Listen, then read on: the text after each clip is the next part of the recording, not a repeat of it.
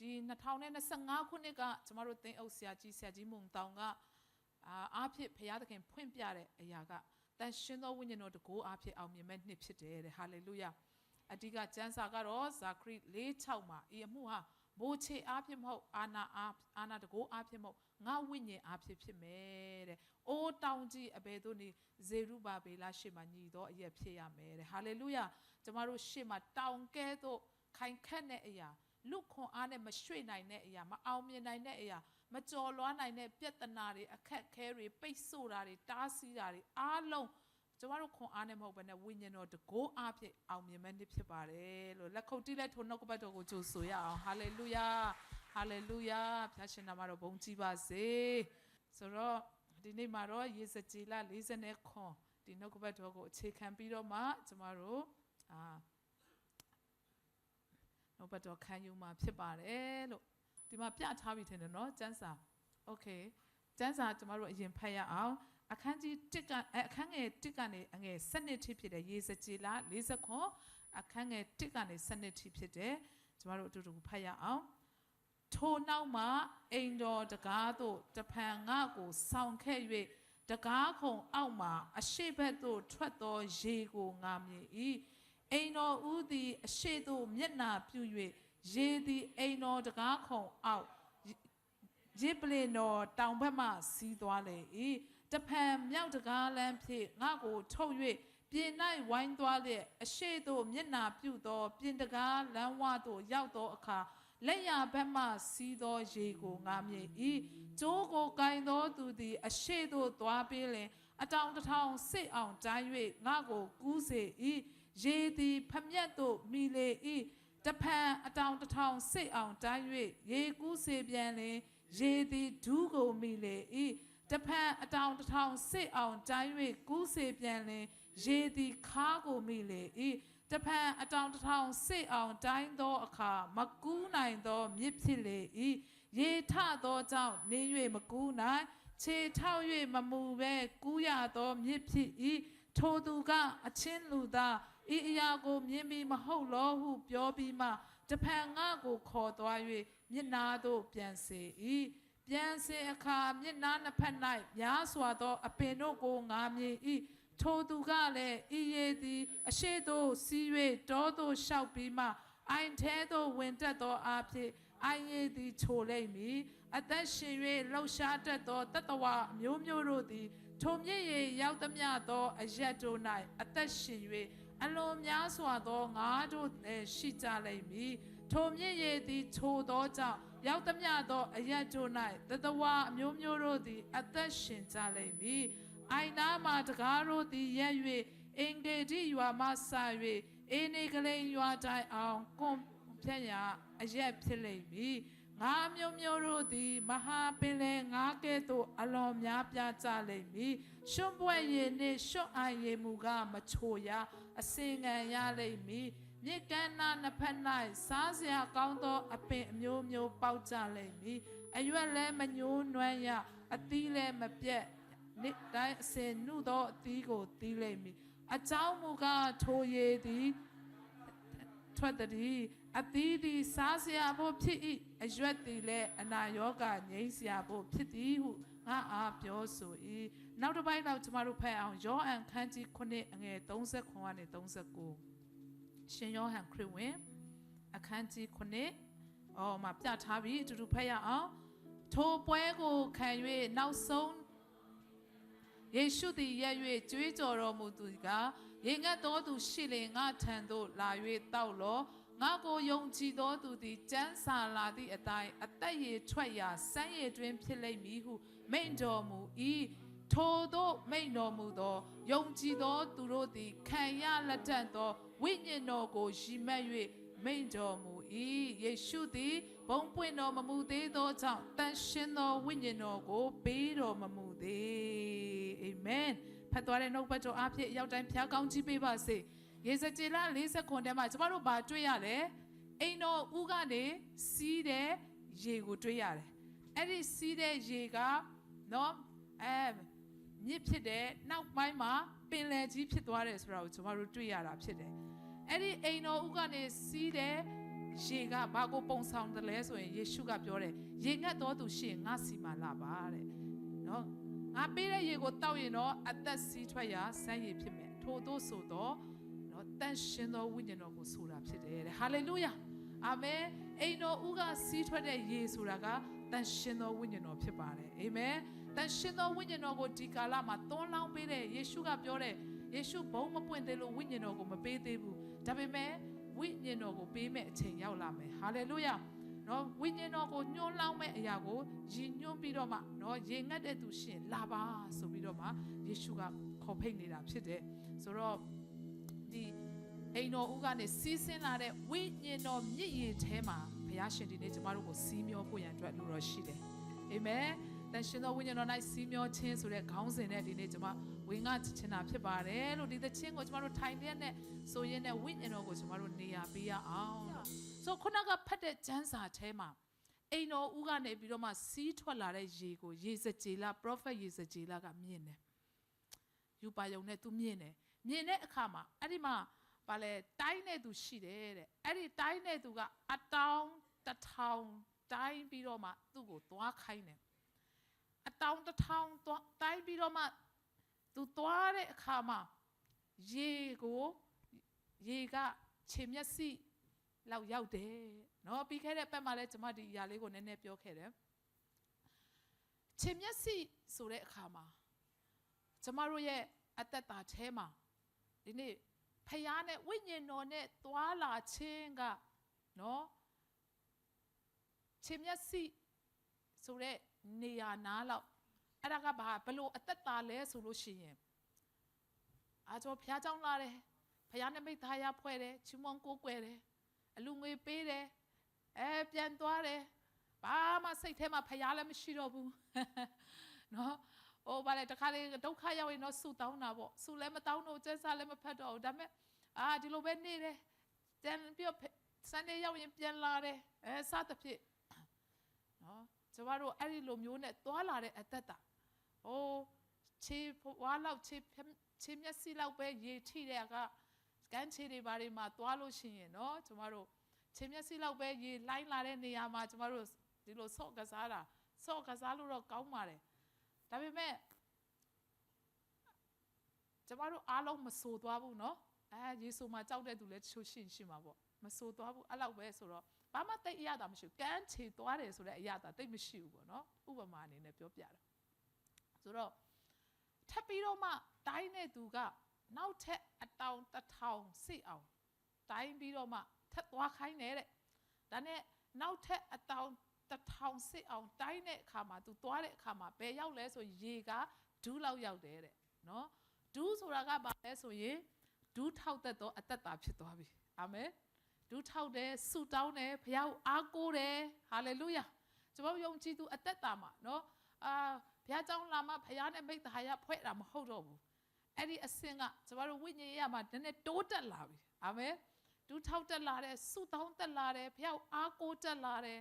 နော်ဘုရားနဲ့သွားလာတက်လာတယ်နော်အဲ့ဒီအခြေအနေဖြစ်သွားပြီကျမ်းစာဖတ်တက်လာတယ်ဆုတောင်းလာတယ်ဟာလေလုယာနောက်ပြီးတော့မှထပ်ပြီးတော့နောက်ထပ်အတောင်တစ်ထောင်ထပ်သွားခိုင်းတဲ့အခါမှာရေကဘယ်ထိရောက်သွားလဲခါထိရောက်သွားတယ်နော်ခါထိရောက်သွားတယ်ရေခါလောက်ရောက်တဲ့နေရာမှာကျမတို့လက်လျှောက်ဘူးလားသွားဘူးလားရေထဲမှာသွားဘူးတယ်နော်သွားလို့တော့ရသေးတယ်လမ်းလျှောက်လို့ရသေးတယ်နော်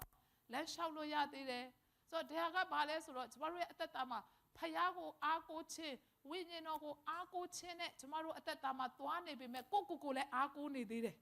ဘာဖြစ်လို့လဲဆိုတော့လမ်းလက်ရေထဲမှာအဲ့ဒီရေထဲမှာဝိညာဉ်တော်မြစ်ရေထဲမှာကျမတို့သွားနေတယ်နော်ဒီရေကဝိညာဉ်တော်ဖြစ်တယ်ဆိုတော့ဝိညာဉ်တော်ပုံဆောင်တာဖယားရဲ့အိမ်တော်ဦးကနေစီးဆင်းလာတဲ့ရေဆိုတော့ဝိညာဉ်တော်ထဲမှာလည်းကျမတို့သွားနေတယ်ကိုလည်းအားကိုးနေသေးတယ်ဆိုတဲ့အသက်တာဖြစ်တယ်နော်ကျမတို့အများစုကထိုကဲ့သို့ဖြစ်တယ်ဖယားကတော့ဒီလိုပြောတာပဲအဝိညာဉ်တော်ကဒီလိုဥဆောင်တာပဲဒါပေမဲ့ကိုကလည်းကိုယ့်ရဲ့အတွေးအခေါ်တွေကိုယ့်ရဲ့ idea တွေနဲ့ကိုကဆက်ပြီးတော့မှသွားချင်သေးတယ်ဆိုတော့အဲ့ဒီ level ဖြစ်နေတယ်နော်အများစုကဒီ level မှာရှိကြမလားမသိဘူးဆိုတော့ ကိုလည်းဘယ် level မှာရှိတယ်လဲကိုရဲ့ဝိညာဉ်ရဲ့ level ဘယ်နေရာမှာရှိတယ်လဲဆိုတာလဲကျွန်တော်တို့စဉ်းစားလို့ရတာပေါ့နော်နောက်ပြီးတော့နောက်အကြောင်းတစ်ထောင်ဆက်ပြီးတော့မှသွားခိုင်းတဲ့အခါမှာဘာဖြစ်သွားလဲမကူးနိုင်တဲ့မြစ်ဖြစ်သွားတယ်ဟာလေလုယာလုံးဝကူးလို့မရတော့တခါတည်းရေကကိုရဲ့ခေါင်းအထက်ရောက်သွားပြီနော်ဟိုပြောချင်တာကခြေထောက်ထောက်လို့မမီတော့ဘူးတဲ့ခြေထောက်ထောက်လို့မမီတော့ဘူးရေထဲမှာလမ်းလျှောက်လို့မရတော့ဘူးအဲ့ဒီအခါမှာရေကကိုလွှမ်းမိုးသွားပြီအဲ့ဒီအခါမှာရေစီးချောင်းအတိုင်းနော်ရေစီးချောင်းအတိုင်းကိုကသွားလိုက်ရပြီအဲ့ဒီရေစီးထဲမှာကိုကမျောပါသွားရပြီအာမင်ဆိုတော့အဲ့ဒီရေစီးထဲမှာမျောပါတယ်ဆိုတဲ့အသက်တာကဘာလဲဆိုလို့ရှိရင်ဒီနေ့ကျမတို့ကိုအားကိုးခြင်းကိုမိခိုခြင်းကိုရဲ့အသိဉာဏ်တွေလုံနိုင်ခြင်းတွေပေါ်မှာယက်တည်ခြင်းမဟုတ်ဘဲနဲ့ဝိညာဉ်တော်အထဲမှာလုံးဝစီးမျောပလိုက်ခြင်းဖြစ်တယ်ဟာလေလုယာဟာလေလုယာအဲ့လိုမျိုးဝိညာဉ်ရေးရအခြေအနေထိဘုရားသခင်ကျမတို့ကိုဆွဲခေါ်ခြင်းတယ်ဒါပေမဲ့ကျမတို့ကနည်းနည်းကြောက်တယ်ဟုတ်တယ်မလားနည်းနည်းလန့်တယ်နည်းနည်းကြောက်တယ်ဟုတ်ပါနော်ဟုတ်ပါမလားဖြစ်ပါမလားကိုဟာကိုခြေထောက်ထောက်လို့ရတဲ့အခြေအနေကိုသဘောကျတယ်ဒါကလေကိုအားကိုလို့ရသေးတဲ့အခြေအနေကိုသဘောကျဝိညာဉ်တော်ကလုံးဝကျမတို့ကိုရေထဲမှာစီးမျောတယ်လို့မျိုးခေါ်ဆောင်သွားဖို့နော်အလိုရှိတာဖြစ်တယ်အဲ့ဒီအထိကျမတို့ကိုဆက်ပြီးတော့သွားစေချင်တာဖြစ်တယ်အာမင်ဟာလေလုယာဆိုတော့အဲ့ဒီရေရောက်တဲ့အရက်မှာတဲ့နောက်ဆုံးမှမကူးနိုင်တဲ့အကန့်အသတ်မရှိတော့တဲ့အဲ့ဒီနယ်ပယ်ထဲမှာရေစကြည်လာရောက်သွားပြီးတော့မှအိုး तू ရောက်တဲ့နေရာတိုင်းမှာရေကချိုတယ်တဲ့ပြီးတော့မှဘာဖြစ်လဲဆိုတော့အသက်ရှင်ငါးတွေကအသက်ရှင်နေတဲ့ဟာလေလုယာ तू ရောက်တဲ့နေရာတိုင်းမှာအိုးအဲ့ဒီရေကချိုပြီးတော့မှငါးတွေကအသက်ရှင်နေတဲ့ပြီးလို့ရှိရင်အဲ့ဒီမှာဗာလဲပင်တွေကစိမ့်လန်းဆိုပြေတယ်တဲ့ဗျာဒိတ်ကျမ်းအခန်းကြီး20အငယ်1နှစ်ထဲမှာနော်ဘာတွေ့ရတယ်လဲဆိုလို့ရှိရင်အဲ့ဒီမှာကောင်းကင်မှာနော်အသက်မြစ်ဆိုတဲ့အရာကိုကျမတို့တွေ့ရတယ်ဗျာဒိတ်20အငယ်1နှစ်မှာတဖန်ကြောက်တလင်းကဲ့သို့ကြည်လင်၍ဖျားသခင်နှင့်တိုးတငယ်ပလင်တော်ထဲကထွက်သောအသက်ရည်စီးရမြစ်ကိုကောင်းကင်တမန်သည်ငါအားပြ၏ထိုလမ်းမအလဲမြို့လမ်းမအလဲ၌၎င်းထိုမြစ်နှစ်ဖက်၌၎င်းအသက်ပင်ရှိ၏အသက်ပင်သည်အသီး12မျိုးကိုတီးတဲ့၏မိမိအသီးကိုလည်းလတိုင်းပေးတဲ့အရွက်သည်လည်းလူအမျိုးမျိုးတို့အနာရောဂါငြိမ်းစရာဖို့ဖြစ်၏တဲ့ဟာလေလုယာအဲ့ဒီဝိညာဉ်တော်စီးစင်းတဲ့နော်ဝိညာဉ်နဲ့ပဲကျွန်တော်တို့ချင်းတွေဆိုကြတယ်အဲ့ဒီနေရာတောက်လျှောက်ကအသက်ရှင်ခြင်းတွေနဲ့ပြည့်တယ်အဲ့ဒီနေရာတောက်လျှောက်ကစိမ့်လန်းခြင်းတွေနဲ့ပြည့်တယ်စိုးပြေခြင်းတွေနဲ့ပြည့်တယ်အဲ့ဒီအသီးကလည်းအမြဲတမ်းတီးပြီးတော့မှနော်ဝိညာဉ်သီးတွေကောင်းမြတ်ခြင်းသစ္စာဆောက်ခြင်းနူးညံ့တိမ်မွေ့ခြင်းဆိုတဲ့အရာတွေနော်ဝိညာဉ်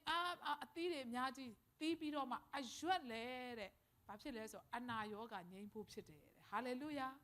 အနာရောဂါငြိမ်းတဲ့အရာတွေရှိတယ်နော်ကျမ်းမာခြင်းတွေရှိတယ်ပြီးတော့မှအဲ့ဒီမှာနမိတ်လက္ခဏာတွေရှိတယ်အသက်ရှင်ခြင်းနဲ့ဆိုင်တဲ့အရာတွေရှိတယ်တဲ့ဟာလေလုယာအဲ့ဒီအကန့်အသတ်မရှိတဲ့ဝိညာဉ်နယ်ပယ်ထဲထိဘုရားရှင်ဒီနေ့ကျမတို့ကိုခေါ်ဆောင်ပေးခြင်းတာဖြစ်တယ်ပို့ဆောင်ပေးခြင်းတာဖြစ်တယ်အာမင်တန်ရှင်သောဝိညာဉ်တော်နဲ့ပတ်သက်ပြီးတော့မှပြီးခဲ့တဲ့အပတ်တွေကကျွန်မအများကြီးနော်ပြောခဲ့ပြီးသားဖြစ်တယ်ဒီနေ့အဲ့ဒီပြီးခဲ့တဲ့အပတ်ကတော့ဝိညာဉ်စုကျေးဇူးအကြောင်းတွေကျွန်မတို့ပြောကြတယ်ဝိညာဉ်တော်ရဲ့လှုပ်ဆောင်ပေးတဲ့ပုံစံတွေကျွန်မတို့ပြောကြတယ်ဒီနေ့တန်ရှင်သောဝိညာဉ်တော်နောက်တစ်ဆင့်ကျွန်မတို့ကိုသူနဲ့စီးမျောဖို့ရန်အတွက်အလိုတော်ရှိတာဖြစ်တယ်ဟာလေလုယာယောမဩဝါဒစာအခန်းကြီး8အငယ်14မှာဖယားသားဖြစ်တဲ့သူဟိုကဝိညာဉ်တော်ရဲ့ဥဆောင်ခြင်းကိုခံရတယ်လို့ပြောတာဖြစ်တယ်ဟာလေလုယာဒီဝိညာဉ်တော်ကဥဆောင်ပေးခြင်းနဲ့ခေါ်ဆောင်ပေးခြင်းနဲ့အကန့်အသတ်မရှိတဲ့နယ်ပယ်ထဲမှာကျမတို့ကိုပို့ဆောင်ပေးခြင်းနဲ့တန်ရှင်တော်ဝိညာဉ်တော်ဖြစ်တယ်ဟာလေလုယာဆိုတော့ဝိညာဉ်တော်အထက်မှာကျမတို့စီးမျောတယ်ဆိုတဲ့အခါမှာဘယ်လိုသွားရမလဲဘယ်လိုလုပ်ရမလဲเนาะကျမတို့စဉ်းစားဗာလဲနားမလည်နိုင်တာရှိကောင်းရှိမယ်တန်ရှင်တော်ဝိညာဉ်တော်ဒီကျမတို့ကိုစကားပြောတဲ့ဝိညာဉ်တော်ဖြစ်တယ်ဖွင့်ပြပေးတဲ့ဝိညာဉ်တော်ဖြစ်တယ်ခုနရေစကြည်လကယူပါယုံမြင်တဲ့အခါမှာသူ့ကိုပြောတဲ့သူတယောက်ရှိတယ်သူ့ကိုပြတယ်ဒီစီးတဲ့ရေကိုပြပြီးတော့မှအတောင်ထောင်စိတ်အောင်သွားခိုင်းတယ်အဲ့ဒီစကားကိုနားထောင်တဲ့အခါမှာသူသွားတယ်အာမင်ဟာလေလုယာဒီနေ့ကျမတို့ကိုလည်းဝိညာဉ်တော်ကလေကျမတို့ကိုစကားပြောတယ်ယေရှုဟာကယ်တင်ရှင်ဖြစ်တယ် နေ့ရဲ့တက်တာထဲမှာယေရှုခရစ်တော်ကိုယုံကြည်ဖို့ရန်အတွက်လိုအပ်တယ်အာမင်ယေရှုခရစ်တော်ကိုယုံကြည်ပါအပင်ငရဲကနေလွတ်မြောက်မယ်ဆိုတဲ့နော်ဖခင်ရဲ့ကြီးမားလို့နဲ့မေတ္တာချစ်ချင်းမေတ္တာကိုဝိညာဉ်တော်ကဖော်ပြပေးတယ်ဝိညာဉ်တော်ကယေရှုခရစ်တော်ရဲ့ကယ်တင်ခြင်းအကြောင်းကိုကျမတို့ကိုနားလည်စေတဲ့သဘောပေါက်တဲ့အခါမှာအဲ့ဒီဝိညာဉ်တော်ကို yes လို့ပြောပြီးတော့မှ yes လို့ပြောလိုက်တဲ့အခါမှာကျမတို့ကအတောင်တစ်ထောင်ခြေလန်းလန်းတာနဲ့အတူတူပဲဖြစ်တယ်အာမင်ဟာလေလုယာဟာလေလုယာဆိုတော့အဲ့တိုင်းပဲကျမတို့နောက်ထပ်နော်ဗာလဲဝိညာဉ်တော်ကယုံကြည်သူအသက်တာဖြစ်လာတဲ့အခါမှာကျမတို့ပြောင်းလဲလာတဲ့အခါမှာဆက်ပြီးတော့မှစကားပြောတဲ့ဝိညာဉ်တော်ဖြစ်တယ်အာမင်သူ့ရဲ့စကားတန်တွေကိုကျမတို့နားထောင်ပြီးတော့မှအသက်ရှင်ခြင်းကဝိညာဉ်တော်၌စီမျောခြင်းဝိညာဉ်တော်နဲ့သွားလာခြင်းပဲဖြစ်တယ်ဟာလေလုယာအာမင်ငါတိုးတို့သည်ငါစကားတန်ကိုကြား၍ငါနောက်သို့လိုက်ကြလိမ့်မည်ထိုတိုးတို့ကိုငါသိ၏တဲ့ထိုတိုးတို့ကိုငါလက်ကနေဘယ်သူကမှနှုတ်ယူလို့မရဘူးတဲ့ယေရှုကပြောတာဖြစ်တယ်အာမင်ဆိုတော့ဒီနေ့ယုံကြည်သူဖြစ်တယ်ဆိုရင်အဲ့ဒီဖခင်ရဲ့အတန်ဝိညာဉ်တော်ရဲ့အတန်ကိုနားထောင်ပြီးတော့ကျမတို့ကအသက်ရှင်ရမှာဖြစ်တယ်ဆိုတော့ယေဇကျေလကအဲ့ဒီသူ့ကိုပြောတဲ့အတန်ကိုကြားပြီးတော့မှသူသွားတယ်အတောင်တစ်ထောင်သွားတယ်ရေကချင်းမျက်စိထိနောက်အတောင်တစ်ထောင်သွားတယ်ဒူးထိဆိုတာနေ့ရက်တိုင်းမှာဝိညာဉ်တော်ရဲ့အတန်ကိုနားဆွင့်ဖခင်သခင်ဘာပြောတယ်လဲကျမတို့ကိုအာမင်ဖခင်ရဲ့အတန်ကိုကျမတို့နားဆွင့်ပြီးတော့မှခြေလန်းလန်းမယ်ဆိုရင်တဖြည်းဖြည်းနဲ့ဝိညာဉ်ထဲမှာကျမတို့စီးမျောတက်သွားမှာဖြစ်တယ်ဟာလေလုယာဒီနေ့ကျမတို့နော်ကိုချစ်တဲ့သူရဲ့အတန်တွေကြားချင်တယ်မလားမလေးသူ့အတန်မကြားရရင်တော့ဒီနေ့တစ်နေ့လုံးကမျက်နှာမကောင်းတော့ဘူးစသဖြင့်နော်အမလို့ရှိရင်ကျမတို့ရဲ့တငယ်ချင်းတွေအတန်ကြားချင်တယ်ကျမတို့ချစ်တဲ့ခင်နဲ့မိဘတွေရဲ့အတန်တွေကြားချင်တယ်နော်ဆိုဒီနေ့ကျမတို့ဖခင်အတန်ကိုလည်းကျမတို့ကြားတတ်ဖို့ရန်အတွက်လိုတယ်ဝိညာဉ်တော်ဘာပြောတယ်လဲကျမတို့ကိုဘာလောက်ခိုင်းတယ်လဲဟာလေလုယာဖခင်သခင်ဒီစကားပြောတော့ဖခင်ရှင်ဖြစ်တယ်တန်ရှင်သောဝိညာဉ်တော်ဒီကျမတို့ကိုကျမတို့ရဲ့နီလန်မျိုးမျိုးနဲ့ကျမတို့ကိုဖခင်ကိုဖွင့်ပြပေးတယ်နီလန်မျိုးမျိုးနဲ့ကျမတို့ကိုစကားပြောတယ်ကျမတို့ရဲ့အတွင်းထဲကနေကျမတို့ကိုစကားပြောတယ်ဒီခါလေကျမတို့နော်ဖြင်းညင်းငြိမ်သက်ဆိုတော့ကျမတို့ရဲ့အထဲမှာဝိညာဉ်တော်ကစကားပြောတယ်တချို့သောကိစ္စတွေအတွက်ဘယ်လိုလုပ်ရမလဲဘယ်လိုမျိုးဆုံးဖြတ်ချက်ချမလဲမသိတဲ့အချိန်မှာဆူတောင်းတဲ့အခါမှာအထဲမှာဝိညာဉ်တော်ကငြိမ်သက်ခြင်းအဖြစ်ကျမတို့ကိုစကားပြောတဲ့အရာရှိတယ်နော်တစုံတစ်ခုသောအရာတွေလုပ်ဖို့အထက်မှာငြိမ်သက်ခြင်းမရှိရင်ဝိညာဉ်တော်ကကျမတို့ကိုဒါမလုံနဲ့လို့တားတဲ့အရာပဲဖြစ်တယ်နော်ဝိညာဉ်တော်ကျမတို့ကိုနော်ဗာလဲကလေးဟိုဟာဆော့တယ်လို့ပေါ့ red light green light နဲ့ကျမတို့ကိုအမြဲတမ်းစကားပြောတယ်အာမင်ဆိုတော့တချို့သောအရာတွေကအထဲမှာငြိမ်သက်ခြင်းမရှိဘူးနော်ဒါဆိုဝိညာဉ်တော်မလုံနဲ့အထဲမှာငြိမ်သက်ခြင်းရှိတယ်ဆိုတာလုံပါဆိုတဲ့ဟာမျိုးပေါ့နော်ပြီးတော့မှကျမတို့အိမ်မက်ယူပါယုံနေနဲ့ဖွင့်ပြတာတွေရှိတယ်နှုတ်ကပတ်တော်ကနေတစုံတစ်ယောက်ကနေတဆင့်ဝိညာဉ်တော်ဒီကျမတို့ကိုစကားပြောတာဖြစ်တယ်ဟာလေလုယာအဲ့ဒီအတန်တွေကျမတို့ကြားတတ်ဖို့ရအတွက်ဒီနေ့ကျမတို့အသက်တာမှာအရေးကြီးတယ်အဲ့ဒီအတန်တွေကြားမှကျမတို့ကဘယ်လိုသွားရမလဲဆိုတာသိမှာယေဇကျေလကအဲ့ဒီအတန်ကြားတဲ့အခါကျမှနော်အတောင်တစ်ထောင်ဆက်သွားတယ်ဆက်သွားပြီးရက်နေတဲ့အချိန်မှာနောက်ထပ်သွားအောင်ဆိုတဲ့အတန်ကြားတဲ့အခါထပ်သွားတယ်ဟာလေလုယာတဖြည်းဖြည်းနဲ့နော်ထပ်သွားပြီးတဲ့အခါမှာသူ့ရဲ့သက်တာထဲမှာလုံးဝအကန့်အသတ်မရှိတဲ့နယ်ပယ်ထဲမှာလုံးဝစီးမျောသွားတယ်ဟာလေလုယာအဲ့လိုပဲဒီနေ့ကျမတို့ဝိညာဉ်တော်ရဲ့စကားပြောတယ်ဝိညာဉ်တော်စကားပြောတဲ့အတန်ကိုကျမတို့နားထောင်တတ်ဖို့ရနားလည်တတ်ဖို့ရအကင်းပါတတ်ဖို့ရအတွက်လိုအပ်တာဖြစ်တယ်ကျမတို့တစ်ချိန်တစ်ခါဝိညာဉ်တော်ရဲ့အတန်ကိုနားမထောင်လိုက်ဘူးဆိုရင်လေနောက်တစ်ခါပြန်ကြားဖို့ရအတွက်ခက်တယ်ဒါဝိညာဉ်တော်ရဲ့အတန်လားဒါကငါရဲ့စိတ်ဆန္ဒပဲလားဒါမှမဟုတ်လို့ရှိရင်ဒါကဝိညာဉ်ဆိုးကနော်စာတန်ကပြောတာလားဇဝေဇဝါတွေကျမတို့ဖြစ်တတ်တယ်ဒါပေမဲ့တန်ရှင်သောဝိညာဉ်တော်နဲ့ယဉ်နီးလာတဲ့အခါမှာဒါဖခင်အတန်ဖြစ်တယ်ဖခင်စကားပြောတဲ့အရာဖြစ်တယ်ဆိုတဲ့အရာတွေကိုပို့ပြီးရှင်းလင်းစွာကျမတို့နားလည်လာတာဖြစ်တယ်သိလာတာဖြစ်တယ်အာမင်ကျမယုံကြည်တယ်ကျမတို့ကယ်တင်ခြင်းစိတ်ချမှုရပြီးဘောနဂိမ်းရပြီးတဲ့အခါမှာအရောက်တိုင်းကိုဝိညာဉ်တော်ကစကားပြောမယ်ဆိုတော့ကျမယုံကြည်တယ်အာမင်တယောက်နဲ့တယောက်ပြောတဲ့ပုံစံချင်းတော့တူမှာမဟုတ်ဘူးဒါပေမဲ့ဝိညာဉ်တော်ကနေ့ရက်တိုင်းမှာ step by step ကျမတို့ကိုလမ်းပြခြင်းနဲ့ခေါ်ဆောင်ခြင်းနဲ့တာ၍နဲ့တဲ့အရက်မှာတာ၍အကန့်အသတ်မရှိနယ်ပယ်ထဲမှာခေါ်ခြင်းတာဖြစ်တဲ့အတွက်ကြောင့်မလို့အားလုံးကိုသူကဆွဲခေါ်နေတယ်အားလုံးကိုသူကစကားပြောနေတယ်ဟာလေလုယာအားလုံးဥဆောင်ပေးနေဆိုတာယုံကြည်တာဖြစ်တယ် ကျမပြောင်းလဲလာတဲ့ကဲတင်ချင်းရလာတဲ့အခါမှာဖခင်နဲ့အချိန်ယူတဲ့ချိန်ယူရင်းနဲ့ဝိညာဉ်တော်အတန်ကြားတက်လာတယ်ဟာလေလုယာ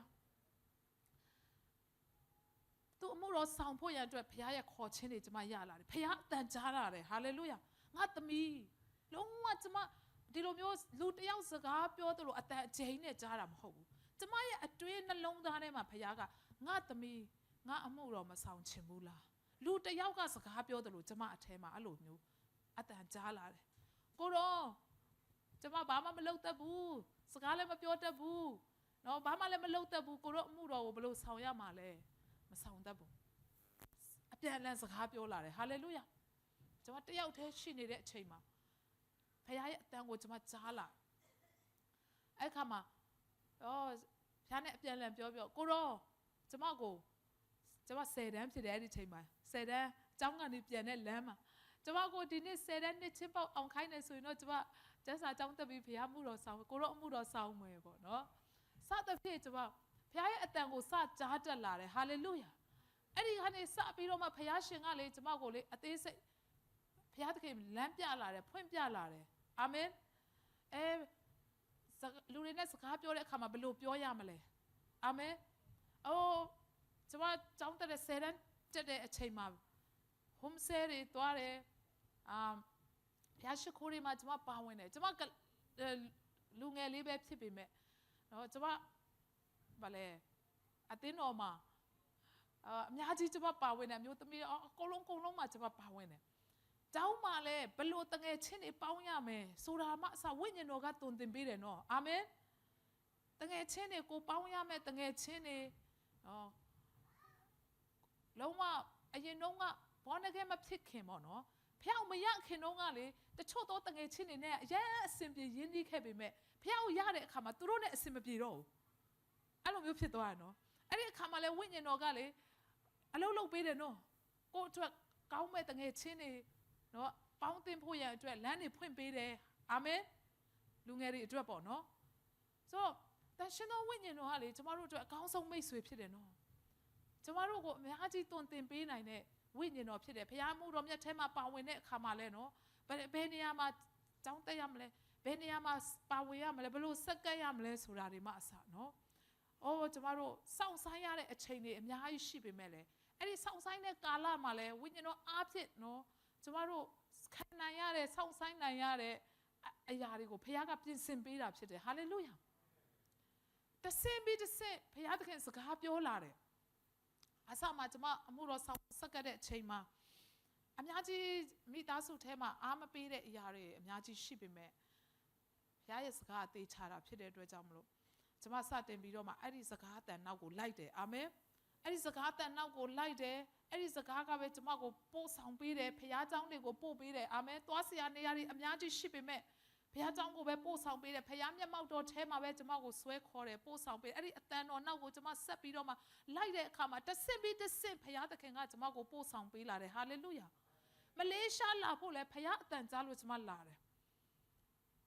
ယောဟန်ခန်းကြီး15အငယ်16နဲ့ဘုရားသခင်ကျမကိုစကားပြောတယ်သင်တို့ဒီသွား၍တည်ကြည်သောအသီးကိုတီးမိကြောင်းနဲ့ဆုတောင်းသမျှကိုရမိအကြောင်းငါခန့်ထားတယ်ဘုရားသခင်ငါ့ကိုသွားခိုင်းတယ်ဆိုတဲ့စိတ်ချမှုနဲ့ကျမရောက်လာတယ်ဒီရောက်လာကျမဘာလုပ်ရမှမသိဘူးဒါပေမဲ့ဝိညာဉ်တော်တစ်ဖေးနဲ့လမ်းပြတဲ့အခါမှာအသင်းတော်စလာတယ်အသင်းတော်မှာဥဆောင်ဖို့တွေလဲတန်ရှင်းသောဝိညာဉ်တော်ကျမကိုဆက်ဖွင့်ပြတယ်အိမ်မက်ယူပါယုံနေနဲ့လည်းဖွင့်ပြတယ်ပြီးရင်ဒီမှာ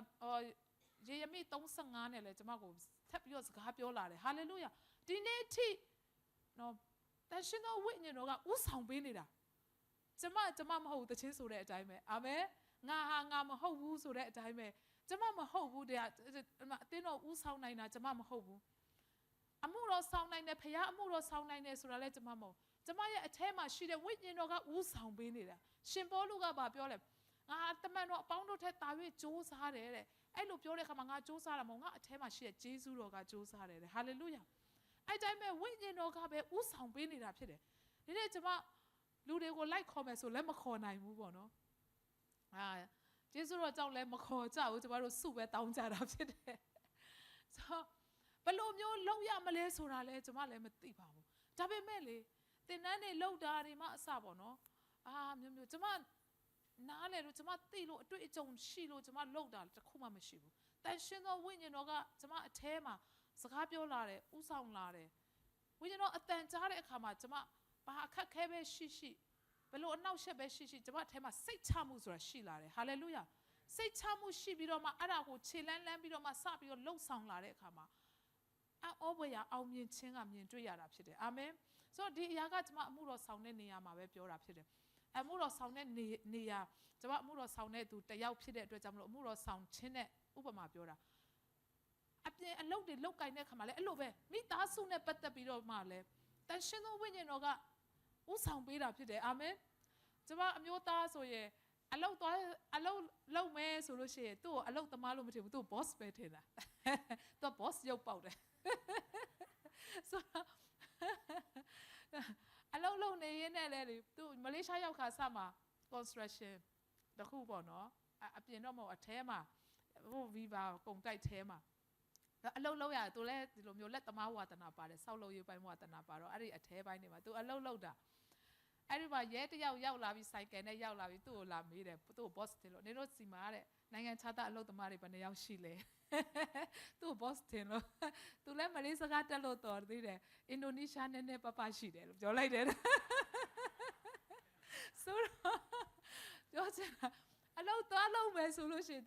အလုပ် interview တွေဆိုလို့ရှိရင်လည်းတော့သူအလုပ်သမားခံဖို့အလုပ်ရှင်တွေကသူ့အားနာတယ်ဆိုတော့မဖြစ်ဘူးဆိုဘုရားရှင်ကကျမတို့အတွက်အကောင်းဆုံးသောအလုပ်တွေကိုပြန်ပြင်ဆင်ပေးတယ်အာမင်ဆုတောင်းကြတဲ့အခါမှာနော်ကိုယ်ပိုင်လုပ်ငန်းတွေလုပ်ဖို့ဖြစ်လာတယ်နော်လက်သမားပစ္စည်းတွေတို့လည်းဝါသနာပါတော့ဝယ်အဲ့ဒါမျိုးတွေနဲ့နော်လက်သမားတွေလုပ်အိမ်ဆေးတုပ်နောက်ပြီးတော့တဆင့်ပြီးတဆင့်အဲ့ဒီရလဲအများရန်ရှိတဲ့အလုပ်မဟုတ်ဘူးဆိုတော့လေနော်ဘုရားရှင်ဘာလုပ်ရမလဲဆိုဘုရားရှင်ကနော်ဖွင့်ပြပေးတယ်ကားတွေဘုရားပြင်ဆင်ပေးတယ်ကားမောင်းဖို့တွေဖြစ်လာတယ်ဟာလေလုယာတော့အလုပ်နှစ်ခုတွဲလုံနေတာဖြစ်တယ်အခုဆိုစေးတတ်တုံးလိုက်အိမ်တော့ပြင်လိုက်ကားတော့မောင်းလိုက်နေဟုတ်နေတာနော်ဆိုတော့ပြောချင်တာပါလေအလုပ်မှာလဲဘာလုပ်ရမလဲဆိုတာအစအာမင်ကလေးတွေចောင်းကိစ္စတွေလဲနော်ကျွန်မကိုတော့မဖြစ်ဘူးဒီ UN ចောင်းနဲ့တော့ကလေးတွေကလည်းတဖြည်းဖြည်းကြီးလာပြီဆိုတော့ဒါတော့မဖြစ်ဘူးထင်တယ်မြန်မာပြည်မှာပြန်သွားပြီးတော့မှကျောင်းထားရမလားမြန်မာပြည်ကမွေးစင်းရင်တွေအဖေနဲ့အမေတို့ရှိသေးတယ်ဆိုတော့မွေးစင်းရင်တွေပြန်လုပ်ရမလားအဲ့လောက်ထိတောင်ကျွန်မစဉ်းစားတယ်အဲ့လိုဖြစ်တဲ့အခါမှာ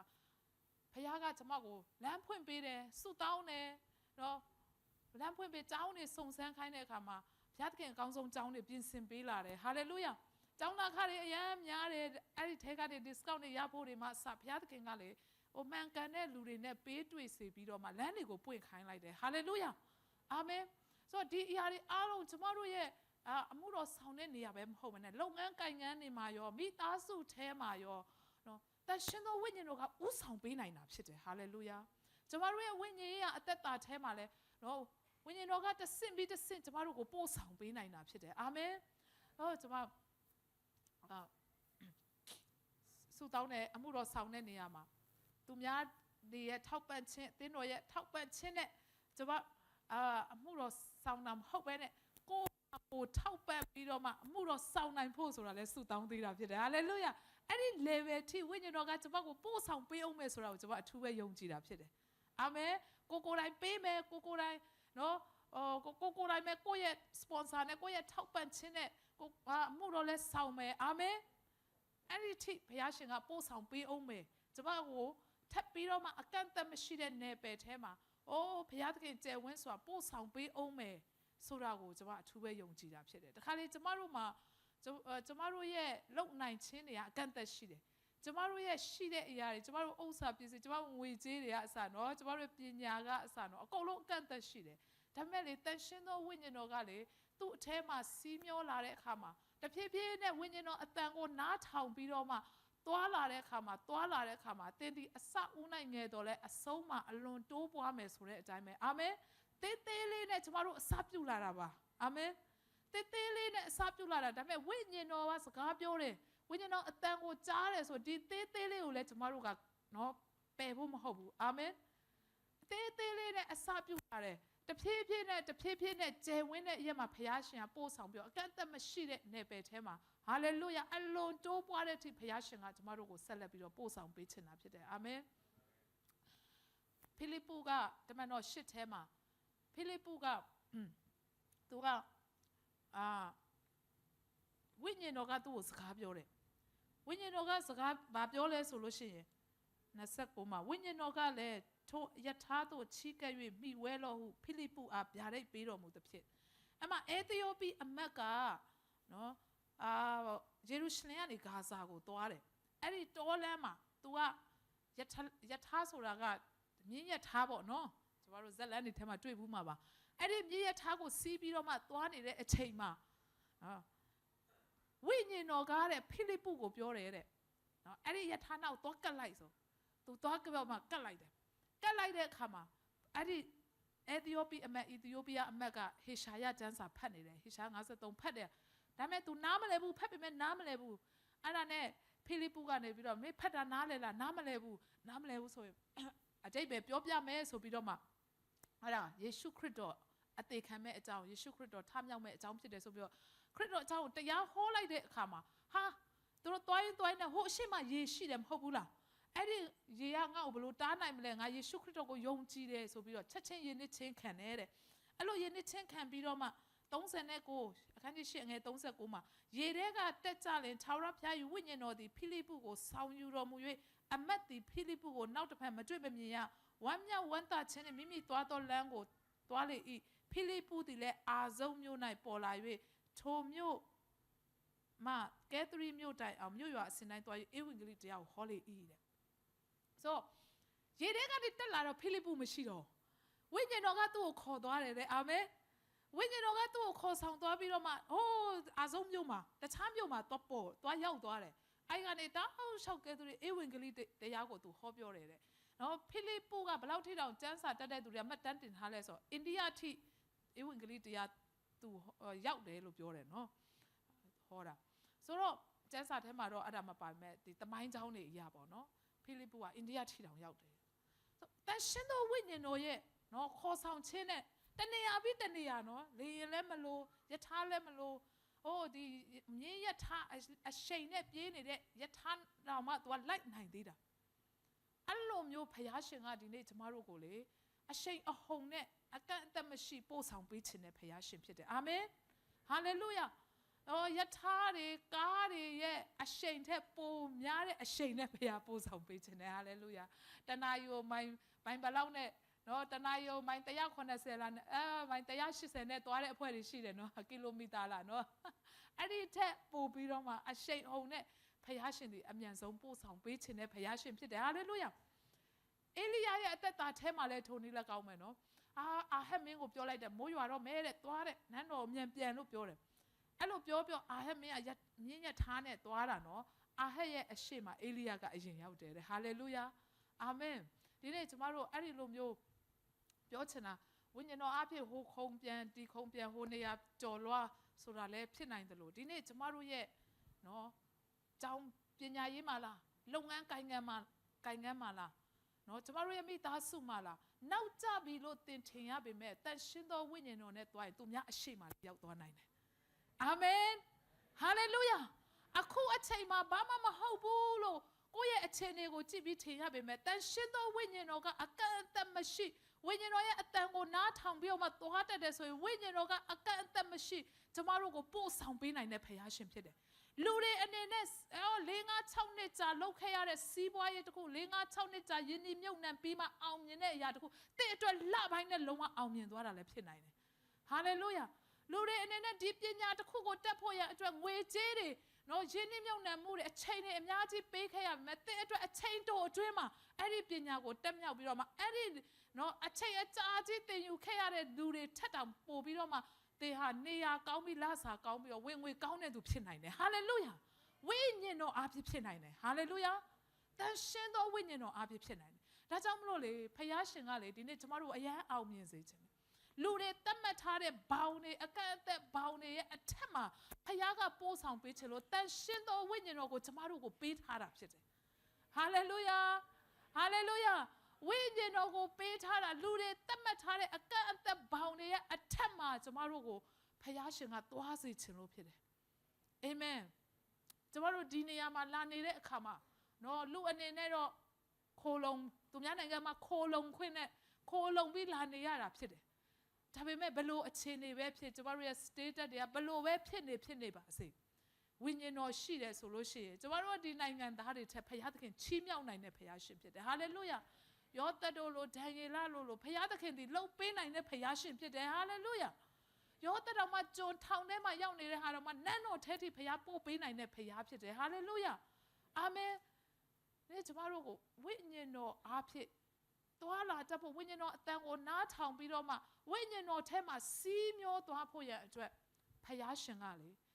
ကျမတို့အရောက်တိုင်းကိုတန်ရှင်းသောဝိညာဉ်တော်ပေးထားတာဖြစ်တယ်ဝိညာဉ်တော်နဲ့မိသားရဖွဲ့ပါဟာလေလုယာဝိညာဉ်တော်နဲ့အချိန်ယူပါအကန့်အသတ်မရှိတဲ့နယ်ပယ်ထဲမှာဝိညာဉ်တော်ကကျမတို့ကိုပို့ဆောင်ပေးချင်တာဖြစ်ပါတယ်ဟာလေလုယာ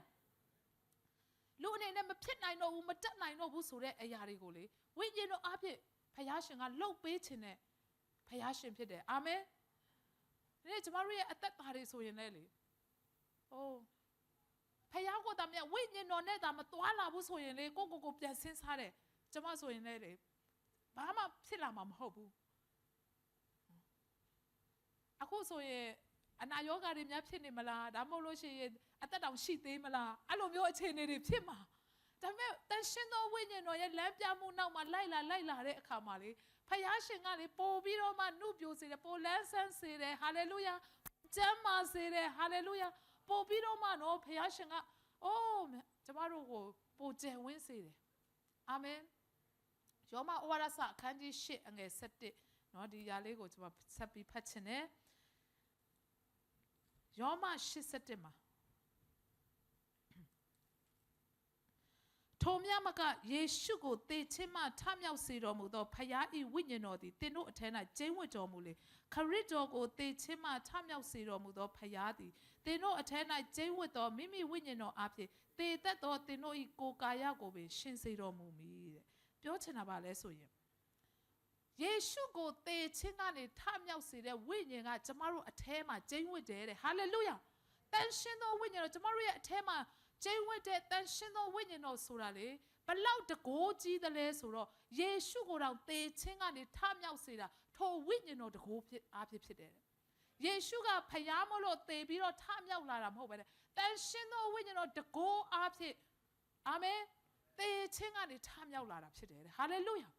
အဲ့ဒီဝိညာဉ်တော်ကကျမတို့အထဲမှာရှိတယ်အဲ့ဒီဝိညာဉ်တော်ကျမတို့အထဲမှာရှိတဲ့အခါမှာလေသေတတ်တဲ့ကျမတို့ရဲ့ကိုယ်ကာယကိုပဲအသက်ရှင်စေတယ်ဟာလေလုယာဒီနေ့သေခြင်းနဲ့ဆိုင်တဲ့အကျင့်နဲ့အားလုံးကိုအသက်ရှင်ခြင်းနဲ့ဆိုင်သောအကျင့်အဖြစ်ဘုရားရှင်ကပြောင်းလဲပေးလိုက်တာအရင်တော့ကတော့သေခြင်းနဲ့ဆိုင်တဲ့အရာတွေကိုကြိုက်တယ်နှစ်သက်တယ်မကောင်းတဲ့အရာတွေကိုလှုပ်ချင်တယ်ဒါပေမဲ့အထဲမှာဝိညာဉ်တော်ကျင်းဝတ်လာတဲ့အခါမှာတော့နော်အဲ့ဒီသေတတ်တဲ့အရာတွေနော်ပုတ်ပြက်ပျက်စီးတတ်တဲ့အရာတွေထက်နော်အသက်ရှင်ခြင်းနဲ့ဆိုင်တဲ့ထာဝရနဲ့ဆိုင်တဲ့ကောင်းသောအရာတွေကိုကျမတို့ကလှုပ်တက်လာတယ်ဟာလေလုယာကျမတို့ခန္ဓာကိုယ်ထဲမှာသေခြင်းကိုဖြစ်စေတဲ့အနာရောဂါတွေပင်လည်းထိုဝိညာဉ်တော်အပြည့်ကျမ်းမာခြင်းကနေရာယူလာတယ်ဟာလေလုယာအာမင်လူဆောင်တာလည်းတသက်ခံတယ်သူကျမ်းမာလာတဲ့အခါဆရာဝန်တွေကတော့မအံ့ဩတယ်နင်ဘာဆေးစားတာလဲငါတို့ပေးတဲ့ဆေးတွေအပြင်ဘာစားသေးလဲလို့မေးတယ်နော်ဆိုတော့ဒီလောက်ထိကျမ်းမာမယ်လို့မထင်ဘူးသူတခြား2020-23ဆိုဆေးရုံခဏခဏတက်ရတယ်အရင်နှစ်တည်းကလည်းဆေးရုံခဏတက်2024ဆိုဆေးရုံတောင်သွားเสียမလို့ဟာလေလုယာကျမတို့အထက်မှာရှိတဲ့ဝိညာဉ်တော်ကလေသေသက်တဲ့ကျမတို့ရဲ့ကိုယ်ခန္ဓာကျမတို့ရဲ့သေသက်တဲ့အရာတွေပင်လည်းအကုန်လုံးအသက်ရှင်ခြင်းအဖြစ်ပြောင်းလဲပေးနိုင်တယ်ဟာလေလုယာအာမင်ဒီကိုယ်ခန္ဓာကိုလည်းဖခင်သခင်ကစိတ်ဝင်စားရနော်ဒီကိုယ်ခန္ဓာကိုလည်းတနေ့ကျရင်ဝိညာဏကိုယ်ခန္ဓာအဖြစ်အသက်ရှင်ခြင်းထဲမှာပြောင်းလဲပေးမယ်ဖခင်ရှင်ဖြစ်တယ်ဟာလေလုယာအာမင်အဲကြောင့်လောကအရာတွေကလေအခုကျမတို့ US မှာဆိုလို့ရှိရင်မီးလောင်တာတွေအများကြီးကြားရနော်အခုချိန်ထိတောင်မှမငြိမ်းသေးဘူးလားမသိဘူးတနေရာပြီးတနေရာသတင်းတွေကထွက်လာတယ်နော်ဆိုတော့အဲ့ဒါတွေကြည့်တဲ့အခါမှာလောကအရာဘာမှမဟုတ်ဘူးနော်သူအရန်ကိုချမ်းသာတဲ့တထေးရက်ွက်တွေလောင်တာဆိုတော့သူတို့တွေလောင်ပေမဲ့လည်းသူတို့ပိုင်ဆိုင်မှုတွေကုန်မှာမဟုတ်ဘူးလို့ကျမတို့ထင်ကြတယ်ဒါပေမဲ့သူတို့လည်းအထဲသူတို့လည်းရင်းနှီးမြုပ်နှံတာမနှဲတော့ဘူးအိမ်တွေလည်းအရန်ဈေးကြီးတယ်လို့အိမ်ထဲမှာရှိတဲ့သူတို့ရဲ့အတုံးအဆောင်တွေလည်းပိုဈေးကြီးနိုင်တယ်နော်ပို့ပြီးတော့မှသူတို့တန်ဖိုးထားပြောချင်တာကဈေးကြီးတယ်ဆိုတာထက်ဗာလဲဆိုရင်ဟိုတန်ဖိုးထားတာ ကိုမျက်နှိုးတာကိုတန်ဖိုးထားတယ်အဲ့ဒီအရာတွေဆုံးရှုံးတာတွေအများကြီးရှိမှာဖြစ်တယ်ဒီအရာတွေအပြစ်ဖခင်ကဘာပြောချင်တာလဲဆိုရင်လောကအရာတွေလောကနဲ့လောကီတမတ်ချင်းတွေအားလုံးကကွယ်ပြောက်မယ်ဆိုတာနှုတ်ကပတ်တော်ကအာမင်ခဏလေးအတွင်းမှာပဲဒါကုံသွားနိုင်တယ်ခဏလေးအတွင်းမှာပဲကွယ်ပြောက်သွားနိုင်တာဖြစ်တယ်ဆိုတော့ဒီခဏလေးအတွင်းမှာကုံသွားတတ်တဲ့ပျောက်သွားတတ်တဲ့လောကစည်းစိမ်တွေကိုလည်းဒီနေ့ကျမတို့ကအသက်ရှင်ခြင်းထာဝရနဲ့ဆိုင်တဲ့စည်းစိမ်အဖြစ်ပြောင်းလဲနိုင်တယ်အာမင်ဖခင်နိုင်ငံထဲမှာပါဝင်ပေးကမ်းရင်းနဲ့ကျမတို့ကဒီလောကထဲမှာကုံသွားရင်တော့မှကုံတာမဟုတ်ဘဲနဲ့ဒီຢာတွေကကောင်းကင်ဘဏ္ဍာအဖြစ်ဖခင်ကပြင်ဆင်ပေးတယ်ဟာလေလုယာအာမင်ကျမတို့ခါလေးစဉ်းစားတယ်ဟိုးအများကြီးကျမတို့မှာမရှိပေမဲ့လေလောကမှာအများကြီးမပိုင်ဆိုင်ပေမဲ့ကျမတို့ကျမတို့ရှိတဲ့အရာလေးတွေပေးကမ်းတဲ့အရာတနေ့ကောင်းကင်မှာကျမတို့ရဲ့ကောင်းကင်ဘဏ္ဍာတွေရှိမယ်ဆိုတာဟာလေလုယာပုပ်ပြက်ပျက်စီးတတ်တဲ့အရာတွေကိုတော့မှအသက်ရှင်ခြင်းအဖြစ်ပြောင်းလဲပေးနိုင်တဲ့ဖခင်ရှင်ဖြစ်တယ်ဟာလေလုယာမြင်နေရတဲ့ဘာလဲလောကအရာတွေကျမတို့ရဲ့ငွေကြေးဆိုတာရုပ်ဝတ္ထုပစ္စည်းတွေဒီအရာတွေကခဏဆိုရင်ပျောက်သွားနိုင်တယ်ခဏနေဆိုရင်ရဲကယူသွားနိုင်တယ်ခါဓမြတိုက်သွားနိုင်တယ်အဲ့ဒီကုံသွားနိုင်တယ်ဒါပေမဲ့ဒီအရာတွေကိုဖခင်နိုင်ငံတော်ထက်ဘဲမှာထည့်လိုက်တဲ့အခါမှာဘာဖြစ်သွားလဲထာဝရနဲ့ရှင်တဲ့ကောင်းကြီးဖြစ်သွားတယ်အသက်ရှင်ခြင်းနဲ့ဆိုင်တဲ့မင်္ဂလာဖြစ်သွားတယ်ဟာလေလုယာမြင်ရတဲ့အရာတွေတော့မှဘာလဲပျက်စီးတတ်တဲ့အရာတော့မှကျမတို့ဒီနေ့လေဝိညာဉ်တော်ကျမတို့ကိုဖွင့်ပြလိုက်တဲ့အခါမှာပါဝင်တဲ့ပေးကမ်းတဲ့အခါမှာအသက်ရှင်ခြင်းဖြစ်တာတော့ပြောင်းလဲလို့ရတယ်အာမင်ပြောချင်တာပါလဲဆိုလို့ရှိရင်ကျမတို့ရဲ့အသက်တာထဲမှာဖခင်ရှင်ကဝိညာဉ်တော်ကကျမတို့ကိုလေတာ၍ကောင်းသောအရာတွေကိုကျမတို့ကိုဖခင်ရှင်ဖွင့်ပြနေတယ်အာမင်နှိုးဆော်ပေးနေတယ်ဟာလေလုယာလှုပ်ဆောင်ပေးနေတယ်ဟာလေလုယာဒီအရာတွေကိုလေတိတိလေးအဆက်ကျမတို့နားထောင်တတ်ဖို့လိုအပ်တာဖြစ်တယ်နော်ဘာလဲတင်ဘနာအရက်၌တင်စိတ်နှလုံးရှိကျမတို့စိတ်နှလုံးဘာလဲရှိတဲ့အရာတွေပေါ့နော်ဒီနေ့ကျမတို့လောကီအရာတွေပေါ်မှာမဟုတ်ဘဲနဲ့နော်ဖခင်ရဲ့အရာတွေကိုဆွဲလန်းတတ်ဖို့လေဝိညာဉ်နဲ့ဆိုင်တဲ့သူကဝိညာဉ်အရာတွေကိုဆွဲလန်းနေဆိုတဲ့အတိုင်းပဲတန်ရှင်သောဝိညာဉ်တော်ကလှုပ်ပေးနေတာအာမင်တခါလေကျမတို့ရဲ့အထဲမှာလေဝိညာဉ်တော်စကားပြောရင်တော့ဒါကစားမလားသုံးမလားပေးမလားနော်အတင်းတော့မတင်တန်းရှိတယ်အစီအစဉ်ရှိတယ်တခုဒီဟာပေးမလားစားမလားသုံးမလားစားရင်ကုန်မယ်ပေးရင်ဟိုထိကြံပါအာမင်စသဖြင့်ဒီအရာလေးတွေကဝိညာဉ်တော်စကားပြောတာနော်အာမင်ဖခင်ကြောင့်ဖခင်နဲ့အချိန်ယူမလားဖုန်းနဲ့အချိန်ယူမလားအဲ့ဒါတွေကအစနော်တန်ရှင်သောဝိညာဉ်တော်ကျမတို့စကားပြောတယ်ဆိုတဲ့အရာတွေကလေဖုန်းတွေကြည့်တာများသွားပြီဆိုအထက်ကဝိညာဉ်တော်ကအချက်ပြရနော်ချက်ပြတယ်ကျမတို့ကိုလေဖုန်းတွေကြည့်တာများပြီဖခင်နဲ့အချိန်ယူဖို့အထက်ကနေမပျော်တော့ဘူးအချက်ပြလာတယ်အာမင်အဲ့ဒါလေးတွေကအစကျမတို့နားထောင်တတ်ဖို့ရန်အတွက်လိုအပ်တာဖြစ်တယ်ဟာလေလုယာဝိညာဉ်တော်နဲ့သွာလာခြင်းဆိုတာအဲ့လိုတေးသေးလေးတွေကနေစရတာဖြစ်တယ်အာမင်ကျမတို့တခြားနေရာတွေရှောက်သွားနေတာထက်ဖခင်เจ้าသွားဖို့အချိန်ရောက်ပြီနော်အထက်ကတော့ကျမတို့ကိုလေတတိယစီတဲ့အရာလေးရှိတယ်ဟုတ်ပါသလားအဲ့ဒီအချိန်မှာကျမတို့ကနားထောင်ပြီးတော့မှဖခင်เจ้าဘက်လာလိုက်မယ်ဆိုရင်ဝိညာဉ်တော်အတန်ကိုကျမတို့နားထောင်လိုက်တယ်ဝိညာဉ်တော်နာခံလိုက်တာဖြစ်တယ်အာမင်အဲ့ဒီခါမှာကျမတို့ကိုလေတစ်စစ်ပြီးတစ်စစ်လေပို့ပြီးတော့မှနည်းနည်းတဲ့အရာတွေကိုဝိညာဉ်တော်ကဖွင့်ပြလိုက်နိုင်တာဖြစ်တယ်ကျမတို့အဲ့ဒါတွေကိုညှင်းပယ်လိုက်ပြီးတော့မှဘလောက်ပဲအထက်မှာအချက်ပြတာတွေလာပေမဲ့အဲ့ဒါတွေကိုကျမတို့သွားပြီးတော့ညှင်းပယ်လိုက်တယ်ဆိုရင်လေကျမတို့ဝိညာဉ်တော်လမ်းပြခြင်းကိုစီးတားတယ်လို့ဖြစ်တယ်ဒါကြောင့်မလို့ဝိညာဉ်တော်ကဝမ်းနေတတ်တယ်ဝိညာဉ်တော်ကိုစိတ်မနာစေနဲ့တဲ့နော်ခတ်သိမ်းသောစိတ်တိုးခြင်းတွေမနာလိုခြင်းတွေသူ့အသေးပြစ်အောင်ပြောခြင်းတွေစိတ်တိုးပြီဆိုလို့ရှိရင်အထက်ကဝိညာဉ်တော်ကအချက်ပြတယ်နော်သူများအကြောင်းတွေအတင်းတွေအများကြီးပြောနေပြီဆိုအထက်မှာပြောသလားမပြောတော့ဘူးနော်မမဟုံးရောက်တက်သေးခံတဲ့စာရှောင်းမှလားမသိဘူးအရင်တော့ကသူများအကြောင်းပြောရင်ရမ်းပြောတယ်အခုမပြောတော့ဘူးတဲ့နော်မပြောတော့ဘူးဒါဝိညာဉ်တော်ကအထက်မှာအချက်ပြနေတာအာမင်နော်သူများအကြောင်းပြောတာတွေသူတို့ဘာကိုညှို့ဆူတာတွေအော်ဟစ်ငေါငေါ်တာတွေနော်အဲ့ဒီအရာတွေလေအဲ့လောက်ပြီးရင်လေအထဲမှာမပျော်တော့ဘူးနော်မလောက်ဖို့ရန်အတွက်လေဝိညာဉ်တော်ကမဆတယ် အဲ့ဒါတွေလုံမိရင်လည်းအထဲမှာမပြောတော့ဝိညာဉ်တော်ဝမ်းနေတယ်ဝိညာဉ်တော်စိတ်နာတယ်တဲ့အဲ့ဒါလေးတွေအစကျမတို့လေအော်ဝိညာဉ်တော်ကိုလေအခွင့်ပေးတာခုနကတချင်းထဲမှာဆိုရငါဟာငါမဟုတ်တော့ဘူးဆိုတာလေအော်ဝိညာဉ်တော်အထဲမှာအချက်ပြလာတဲ့ခါမှာကိုတော့ပဲဥဆောင်ပါအာမင်ကျမတို့တခါလေကိုယ့်ရဲ့ဒေါသတွေကိုယ့်ရဲ့အတ္တတွေကိုယ့်ရဲ့မာနတွေနော်ကိုယ့်ရဲ့ဆန္ဒတွေအဲ့ဒါတွေကိုအရင်ဥစားပေးလာတဲ့ခါမှာလေဝိညာဉ်တော်အတန်လည်းမကြားတတ်တော့ဝိညာဉ်တော်အချက်ပြတာလည်းမသိတော့ဝိညာဉ်တော်ရဲ့ဥဆောင်ခြင်းကိုလည်းကျမတို့ကဂရုမစိုက်တော့နားမလဲတဲ့ခါမှာတန်ရှင်သောဝိညာဉ်ဝမ်းနေတယ်စိတ်နာတယ်အဲ့ခါမှာကျမတို့ရဲ့ level ကမတက်လာဘူးဝိညာဉ်ရေးရ level မတက်လာဝိညာဉ်ရေးရ level မတက်လာရင်လောကအရာမှာလည်းနောက်ကျကြံခဲ့တာဖြစ်တယ်ဝိညာဉ်ရေးရမှာတိုးတက်လာတဲ့အခါမှာလောကအရာမှာလည်းအများနဲ့ခစ်မိနေတယ်ဟာလေလုယာခစ်ရှိပြေးနေတယ်ဝိညာဉ်မှာနောက်ကျရင်လောကအရာမှာလည်းကျွန်တော်တို့နောက်ကျတာဖြစ်တယ်နော်ဘုရားသားသမီးတွေအတွက်ဖြစ်တယ်ဟာလေလုယာဘုရားသားသမီးတွေအတွက်ဝိညာဉ်ရေးရမှာအမြဲတမ်းနော်ရှေ့ရောက်နေဖို့ဝိညာဉ်တော်နဲ့ကျွန်တော်တို့ကအမြဲတမ်းသွားလာရမှာဖြစ်တယ်ဟာလေလုယာဟာလေလုယာအဲ့ဒီဝိညာဉ်တော်ကလေအရန်ကိုခစ်မိတယ်ကျွန်တော်တို့ကိုအရှိမအမြဲတမ်းပို့ဆောင်ပေးခြင်းတယ်အာမင်အကန့်အသတ်မရှိတဲ့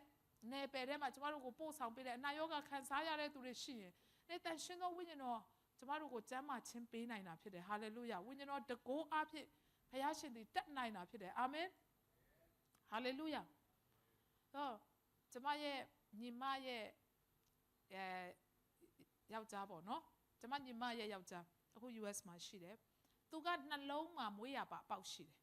အညာဖက်တွေဆိုလို့ရှိရင်ဘာလို့ရလဲဆိုတော့တခါတလေပေါ့လေ emergency ခဏခဏပြေးရတယ်ဆေးရုံပြေးရတယ်သူနှလုံးဖောက်လာအဲ့ဒါကိုသူနှလုံးမှာမွေးရပါပေါက်ရှိတာကိုကလေးတယောက်ရပြီးမှသိတယ်